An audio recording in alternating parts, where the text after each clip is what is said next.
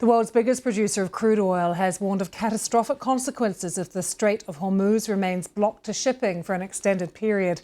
Saudi Aramco says the longer the disruption to oil exports went on, the more drastic the global impact would be.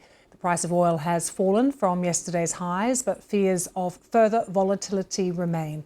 Let's take you live now to Carrie Davies in Islamabad and Arunjay Mukherjee, who joins us now from Delhi to get a picture of what is happening in both Pakistan and in India. Carrie, first to you, how has the conflict and the price of energy affected not only the price of petrol at the pump, but the economy more broadly?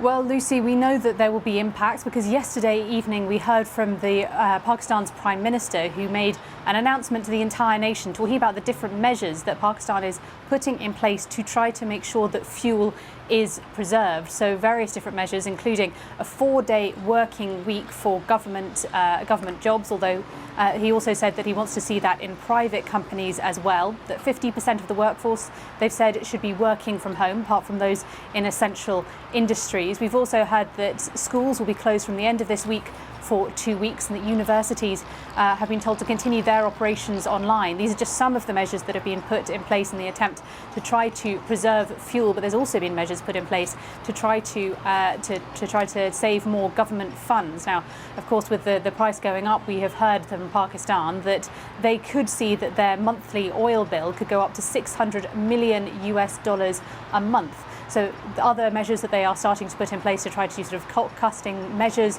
have included things like ministers and their advisors not taking their salaries for the course of the next 2 months.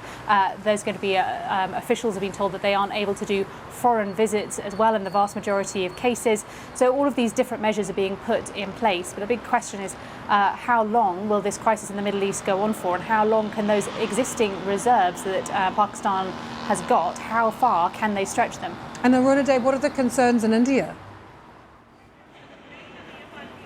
Well, in terms of the immediate concerns, well, let's break it down. In terms of petrol and diesel, that seems to be under control, at least for now. And the government officials have assured that there isn't any need to panic or worry on that count. And they've said that they have reserves for at least 25 to 30 days. There are also experts who are pointing out the fact that India can always fall back on Russian oil imports. Remember, the US also granted a waiver of sorts to India. And India has been a traditional buyer of cheap Russian crude as well. So in terms of options, India seems to have those. But the real challenge that is being felt is in small eateries and restaurants around the country. And that's where the real worry is, because LPG, which is liquid petroleum gas, that is essentially that cost has increased. And that is what is used by about 300 million households in the country. And also a lot of these restaurants who power their eateries through these cylinders which are coming in on a daily basis. Now, the government has said only essential supplies will be made now, given the shortages or the risk of shortages. That means in places like hospitals or educational institutions, there the cylinder supplies will be maintained. But in other non-essential areas, which they have categorized restaurants and hotels to be, that is where they are likely to feel a pinch. And that's why we've seen a lot of statements from these big associations of restaurants pointing out that they're hitting code red, that they only have gas left for about 2 to 3 days. Some of these restaurants talking about how, they are also an essential part of the functioning, and at a time when, they're reminding people about what happened during COVID times, how they played an essential role in providing services to the people. And they're saying that the government should grant them some sort of exemption.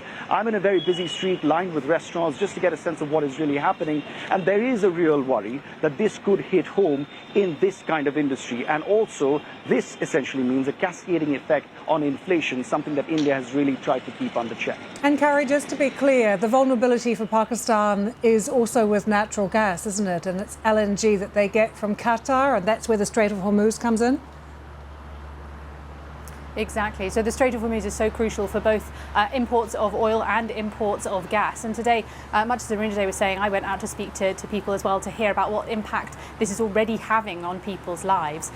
We spoke to a few people who were running shops who were saying that they were already hearing that the prices for the goods that they were going to be ordering in next were already increasing. So that's already filtering through into the economy here in Pakistan. And bear in mind, of course, we're currently in Ramadan, and the period in the run-up to Eid is particularly important important for a lot of these shops. So they are worried that the fact that people are not going to be coming out, that many people are not going to be going to schools, not going to their offices, they're worried that footfall in this important build-up in time for their businesses is going to drop dramatically. Caroline Davies, Aruna Mukherjee, great to have you both with us. Thank you so much.